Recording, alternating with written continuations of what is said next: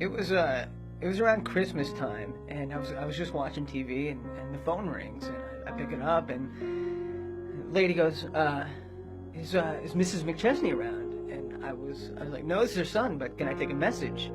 And she's like, well, yeah, it's her doctor's office, and just let her know that the results of her mammogram have come back. I was like, okay, will do.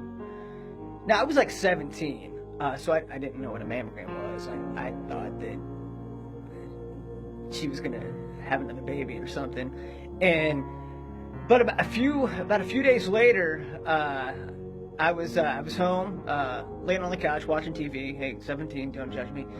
And my mom comes home from work, and she's crying, and her and my dad start to hug, and they're crying, and I don't know what's going on, but I remember the results of her mammogram have come back, and I thought, well, maybe it came back positive. So my dad calls me and my brother into the kitchen, and he tells us that my mom had been diagnosed with breast cancer. And immediately I thought,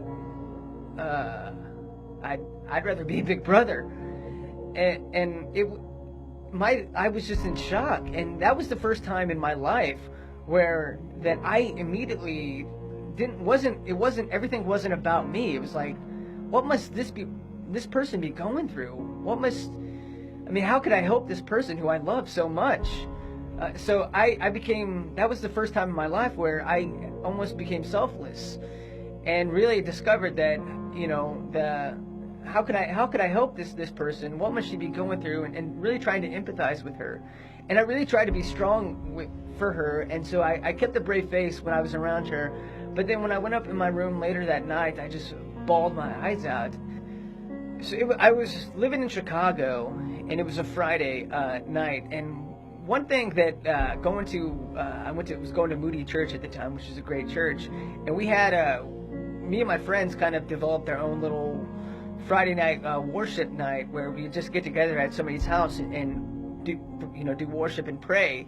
And I remember it was November one Friday, and they had me leading worship, which was a giant mistake in itself.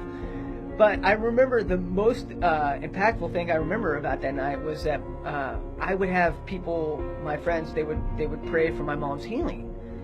And because at that time my mom's cancer had actually come back. It had been in remission for a while, and it had come back. And she had been in and out of the hospital with surgeries, and she was just in a lot of pain. And I always held out hope that everything was going to be okay. And so, I was just having everybody I knew pray for my mom and a healing for my mom. And I remember it was really special that night, because I really felt like a weight was lifted off. I was like, you know what? God's in control of this. It's in God's hands. And I felt pretty content and relief about the fact that God was in control of that night, more so than I'd ever been in the past. So the very next day, I get a call from my dad, and he says, Ryan, we're still gonna have Thanksgiving at our house this year, so plan on that. But I gotta be honest with you. Your mom isn't getting any better, and she's not gonna get any better. And I thought, I was in shock. I was, you're joking, right? Like he would joke about something like that. He's like, no, pal, I wish I wasn't. And I didn't know what to say. I was just like, that sucks. And so I hung up the phone and just was like, God, are you kidding me with this? I mean, just the night before, we were praying for my healing for my mom, and now this happens? Are you joking me? Like, I don't want to talk to you anymore. Well, stop this. And then God just reveals to me, Ryan, what do you want from me? And I was like, God, no, I'm not playing games with you right now. I'm not going to answer that question. No, don't do that. He's like, what do you want, Ryan? I want answers. Ryan, what do you want? I wanted you to heal my mom. And God was like, I am.